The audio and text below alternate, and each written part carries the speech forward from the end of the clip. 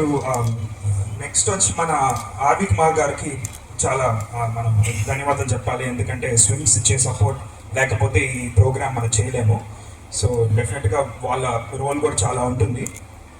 మూడోది వచ్చి మనము ఇప్పుడు ఈ క్యాన్సర్ బస్లో అందరు చెప్పారు, ఇప్పుడు థర్డ్ స్టేజ్లో కానీ ఫోర్త్ స్టేజ్లో కానీ డిటెక్ట్ చేస్తే మనము ట్రీట్మెంట్ చేసిన పెద్ద ఉపయోగం ఉండదు. ఎందుకంటే ఒక సంవత్సరం 2 సంవత్సరాలు మనం పుష్ చేయగలుగుతాం, కానీ అర్లీ స్టేజ్లో క్యాన్సర్ డిటెక్షన్ కానీ చేయగలిగితే లైఫ్ లాంగ్ క్యూర్ తీసుకురాగలుగుతాం. అది సార్ వాళ్ళు కూడా చెప్పున్నారు. ఇప్పుడు ఈ బస్లో మనకి మెయిన్గా 3 క్యాన్సర్లు మనము మెయిన్గా డిటెక్ట్ చేయగలుగుతామండి. ఫస్ట్ వచ్చి మ్యామోగ్రఫీ ఉంది, అంటే బ్రెస్ట్ క్యాన్సర్ స్క్రీనింగ్. ఆ బ్రెస్ట్ క్యాన్సర్ అనేది మన ఇండియాలో ఈరోజు ఉమెన్లో హైయెస్ట్ క్యాన్సర్, అంటే హైయెస్ట్ నంబర్ ఆఫ్ క్యాన్సర్స్ ఉండేది బ్రెస్ట్లో. సో ఫస్ట్ ఆ ఫెసిలిటీ ఉంది. నెక్స్ట్ వచ్చి మనకి సర్వైకల్ క్యాన్సర్ స్క్రీనింగ్ అని ఉంటుంది, అంటే గర్భసంచిలో వచ్చే ఒక క్యాన్సర్. దాంట్లో ఒక చిన్న ప్యాప్స్మియర్ అని ఒక టెస్ట్, చాలా సింపుల్ టెస్ట్, అది 5 నిమిషాలు కూడా కాదు.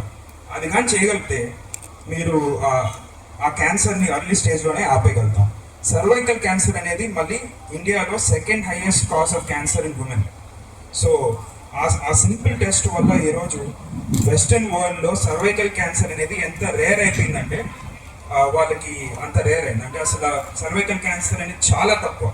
ఈ ప్యాప్స్మియర్ అనే ఒక టెస్ట్ వల్ల అది 20 నుంచి 30 ఏళ్ళ వరకు 3 సంవత్సరాలకు ఒకసారి చేయించుకుంటారు.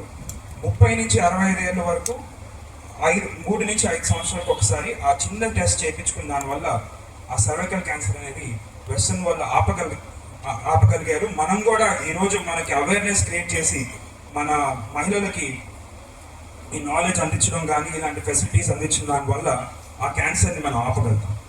మూడోది మళ్ళీ ఇండియాలో 3rd highest lead of cause of cancer in women oral cancer అండి. అంటే ఈ పాలు గుట్కా తినే వల్ల క్యాన్సర్లు వస్తుంది. సో ఆ ఫెసిలిటీ కూడా మనకి ఓరల్ క్యాన్సర్ స్క్రీనింగ్ కూడా ఈ బస్లో ఉంది. సో మనం ఒకసారి ఆలోచిస్తే 3 హైయెస్ట్ కాజ్ ఆఫ్ క్యాన్సర్స్ ఇండియాలో ఈ బస్లో మనం స్క్రీన్ చేయగలుగుతున్నాం. అలాగే మన ప్రజలకి ఉచితంగా ఇవ్వగలుగుతున్నాం. సో మనందరి బాధ్యత కూడా, ఇక్కడికి వచ్చిన వాళ్ళందరి బాధ్యత ప్రజలకి ఈ నాలెడ్జ్ అనేది మనం అందజేయాలి. వాళ్ళకి ఒక అవేర్నెస్ క్రియేట్ చేసి వాళ్ళు తీసుకొని వచ్చి స్క్రీనింగ్ చేసిన దానివల్ల మనం ఎంతోమంది ప్రాణాలు కాపాడగలుగుతాం. సో డెఫినెట్గా అందరూ సపోర్ట్ చేసి దీన్ని సక్సెస్ఫుల్గా చేయాలండి. Thank you. వేదిక మీద ఉన్న పెద్దలందరికీ నా నమస్కారం.